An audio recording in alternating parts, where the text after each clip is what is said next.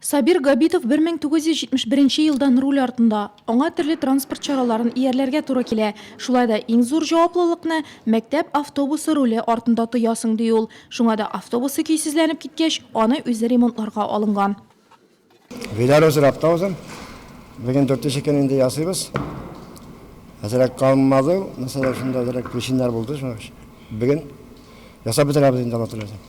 И линияга чыгабыз, балаларны ташырга аттырабыз. Элгәре без 4 колонкада да булдык, Кайсада да булдык. Монда әйбәтрәк, яхшы монда. Рабочийлар, сисырлар бар, бушалар.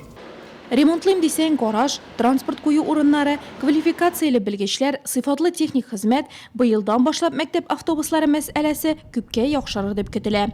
Татарстан Республикасы Президенты Рөстәм Миңнеханов декабрь азагында республика автобуслары торышын тәнкыйтьләгәннән соң барлык транспорт чараларын махсуслаштырылган автотранспорт предприятиеләре балансына күчерү турында әмер бирде. Уздырылды конкурс, һәм менә бөтен мәктәп автобуслары безнең предприятиегә обслуживанияга берилде. Барлыгы 32 автобус, шоферлар барсы безгә эшкә урнаштырды дип әйтик инде. Балаларның юлда, менә авылдан авылга, мәктәптән авылда, авылдан мәктәпкә менә йөрү куркынычсызлыгын без бик каты сакларга тиеш. Ул иң беренче безнең вазифа булып тора инде безнең һәрбер шофер белән без инструктаж уздырдык. Бу терроризм буенча, бу юлда хәрәкәтчелеге безопасности буенча. Менә мин уйлыйм, менә бу безнең республиканың һәм районның җитәкчелегенең менә шушы мондай решениесе дөрес дип, чөнки безнең менә бу специализированный атыпларда бөтен республика буенча инде базада җитәрлек, базада әйтегендә гаражлар бар, урын ремонтировать итәргә, бар бездә яхшы специалистлар.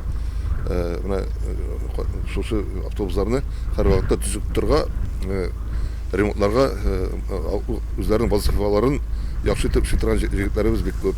Хәзер иртәнге якта барлык автобусларга техник күзәтү, автобус йөртүчегә медицина тикшерүне үткәргәннән соң гына юлга кузгалырга рөхсәт бирелә. Руль артына утырганнарның тәҗрибәсе 3 елдан ким булмаска тиеш. Бер яки ел ярымга килешү төзегән компанияләр бу йөкләмәләрне үтәргә мәҗбүр. 2014 елның ноябреннән балалар җертергә тотындым.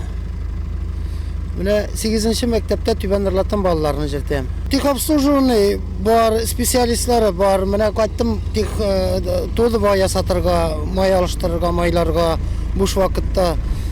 Менә шул исәптән аерма бик сизелеп тора. Кирип карарга ямы бар. Безгә бит инде шоферларга осмотрга ямы кирәк. Астында шуышып җиргәнче басып эшләсәң яхшырак инде ул.